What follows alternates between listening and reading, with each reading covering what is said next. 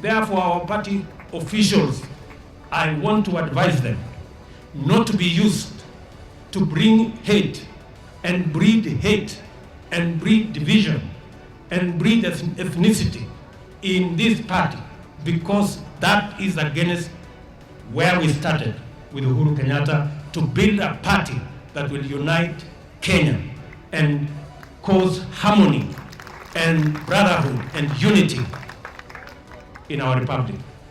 Tunaelewana jameni? The Deputy President did not mention anyone specifically. He did not mention you, but reading between the lines and what has been happening, we can't fail to say this is you that he was referring to.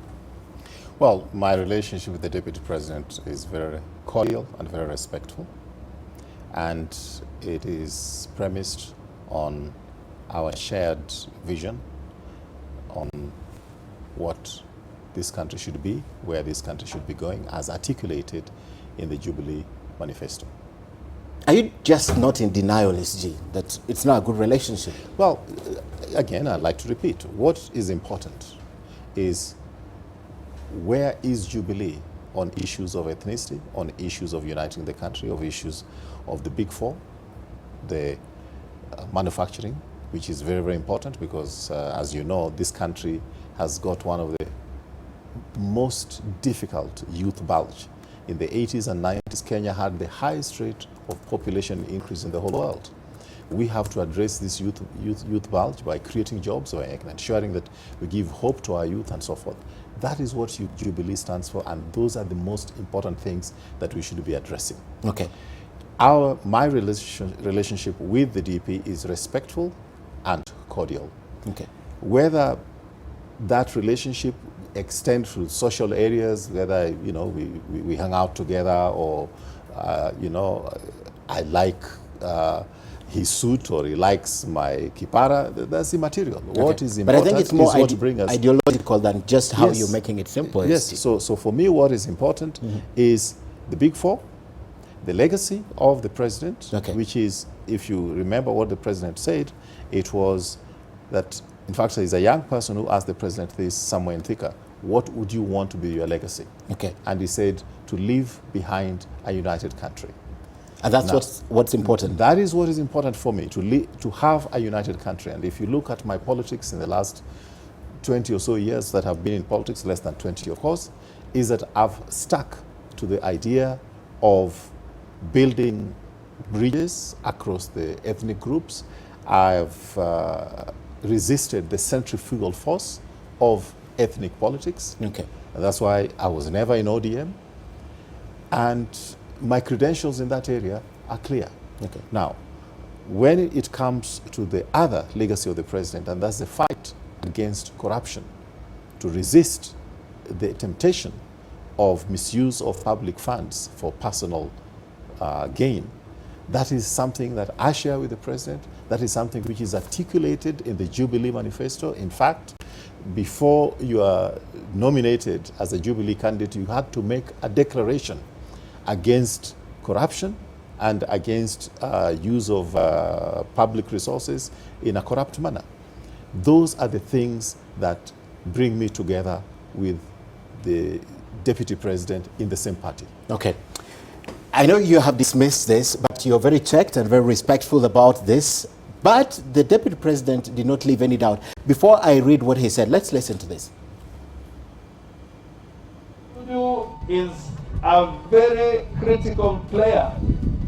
He's a very critical player in the governance of this country. So the deputy president must learn not to undermine the head of state. Me, I want to say without a fear of contradiction, Ruto must also realize that Uhuru Kenyatta is the president of the Republic of Kenya and commander-in-chief of the defense forces. The Building of Bridges initiative is within the manifesto and the constitution of the Jubilee Party.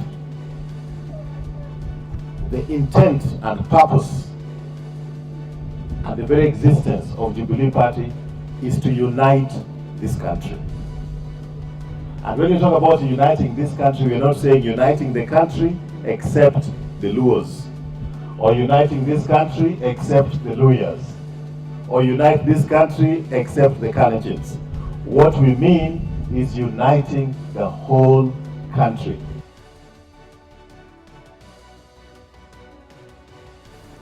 All right. That was the day you spoke when you were at that forum in Nyanza. One, I will ask you this question because what the Deputy President is trying to mirror is that you are a gatekeeper of Raila Odinga in the party. That's what he meant. So he says, so our democracy is so liberal that the SG of the ruling party has become the chief strategist of the opposition. Maajabu. You know, that was very explicit, SG. That was very explicit. Well, I did watch the television interview when the Deputy President was confronted by this question. And he said what he meant is Maajabu is what he considered fake news on behalf of, in terms of that report. And that was it? That's how he explained it. Okay. He explained it that he couldn't believe himself that I could be the chief strategist of ODM, and that was fake news. So the Maajabu was because that was fake news. Okay.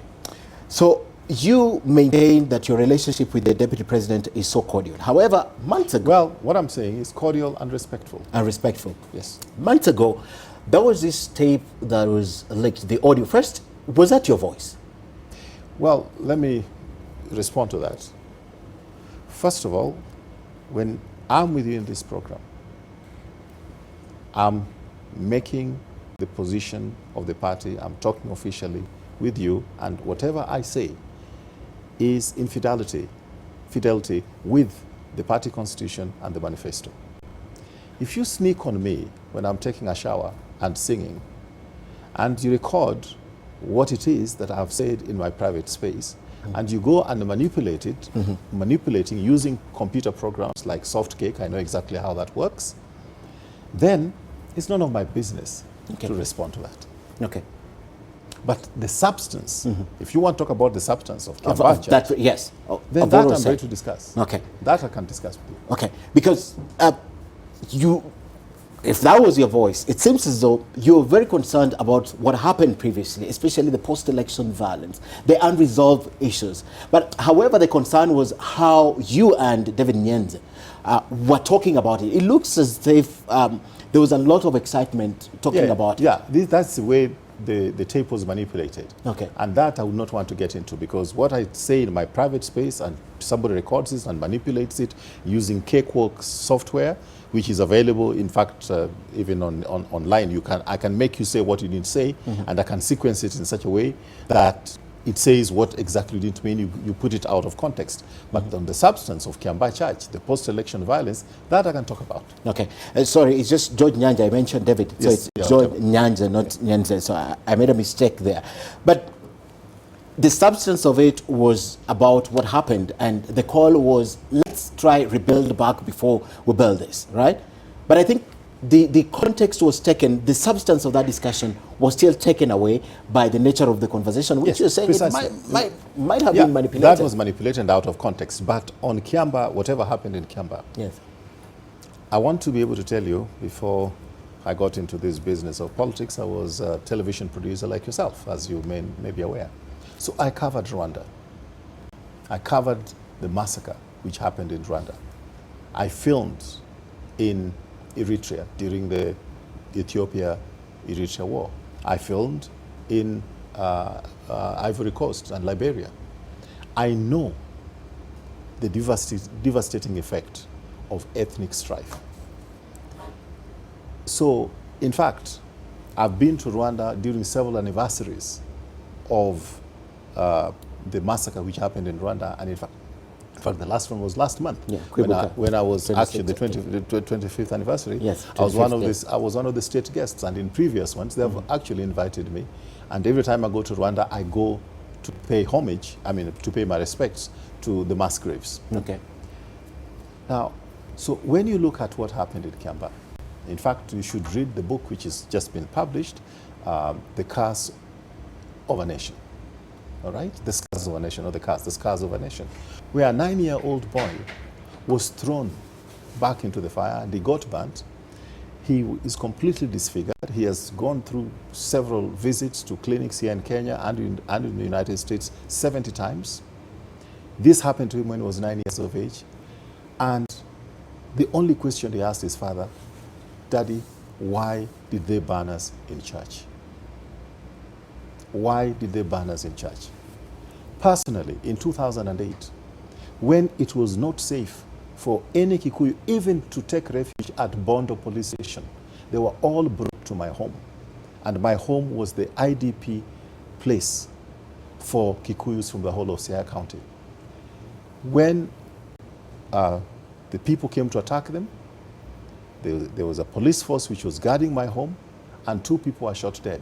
And until today, my parents have never forgiven me for having dragged their home into that bloodshed. To his credit, let me tell you, the policeman who guarded all these people, plus my family, was Tanui. That time, the Kalenjins were in ODM, but he still put his life on the line to defend For the other side at for that the time. other side Yes. at that time. So really, for me, when it comes to things like those, it's even personal. Okay. Okay. There is a notion that there is a move that has been said by David Murathe. He said it. There is a seeming attempt to block the deputy president from ascending to presidency or getting the ticket from your party, the party where you are the Secretary General.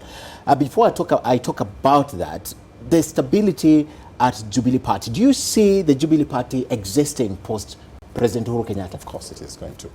I think it is going to, and I think I'd like Post to give... President Uhuru Of Kenyatta. course, of course. And I want to be able to give credit to the Deputy President, because the Deputy President has said that if he loses in a free and democratic process during the Jubilee nomination process for a presidential candidate, he will support that presidential candidate.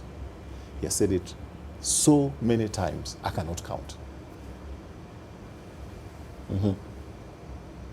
So the fact that he has said that, and he's even gone ahead to say that no one owes him anything, including the president himself. But those are silent MOU. Were you privy to it when they were crafting Jubilee Party? No, I'm not privy to any MOU, but what I've said... Silent, not written. No, I don't know. I'm not aware. I'm not in the picture. Okay. But what I can say, the Deputy President himself, to his credit, has said that if he loses to any candidate for the nomination of the Jubilee ticket, He will support that candidate. That candidate. Let me put this. Okay. And what else do you want him to say? Okay. He has stated it. All right? And it is normal, and I've said this before, it is normal that there should be a political contest. There is nowhere in our constitution that the Deputy President is the automatic flag bearer of the party. The words of the president himself. Wacha nimalize yangu 10 alafu huyu Ruto pia ashike zake 10. He was the de facto deputy, and at this particular moment, he is his de facto deputy, and therefore, to that extent, that statement is correct. And it remains true to date.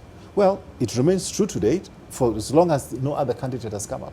But if another candidate comes up in Jubilee to contest for that nomination ticket for Jubilee Party, that candidate will be allowed to stand and contest for that position. And this sentiment going around, the deputy president, he shall not, we will block him, we will do this, he cannot be, all these things, kieleweke, tanga. I mean, these things propagate the bad politics of betrayal. Don't you see it as such? Because you listen to sentiments. You know, I don't have to hear it from the SG or the president, but the sentiments around their lieutenant.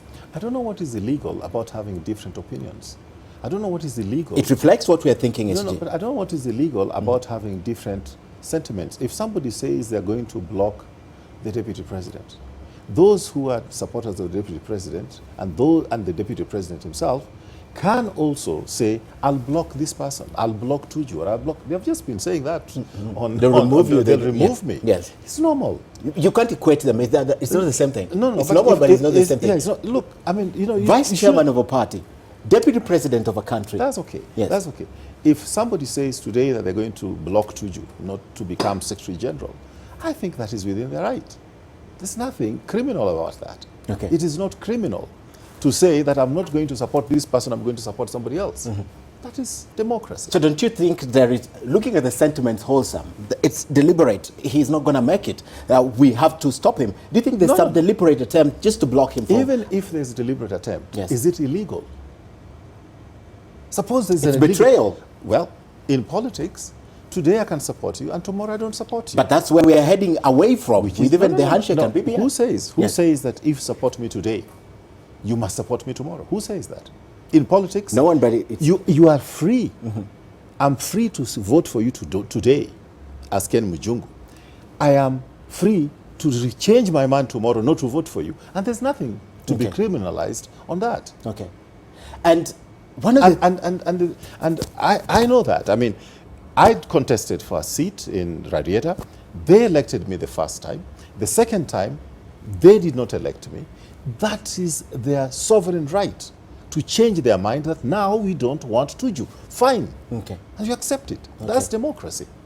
But right, you see, that is okay. But when we look at it from right at the top, it's more difficult to accept it. Yeah, right? I think that is part of the problem we have in this country with our politics, that we criminalize having a different opinion. I think people should be free to express themselves. If they don't like Tuju, let them express themselves they don't like Tuju. If they say they're going to make sure they block Tuju, it is Tuju's responsibility to make sure that he's not blocked. Okay. So, If we are playing football, yes. all right? If you're playing football and I'm trying to score and somebody is defending so that I don't score, that person is not an enemy. It's just part of the game. Continue.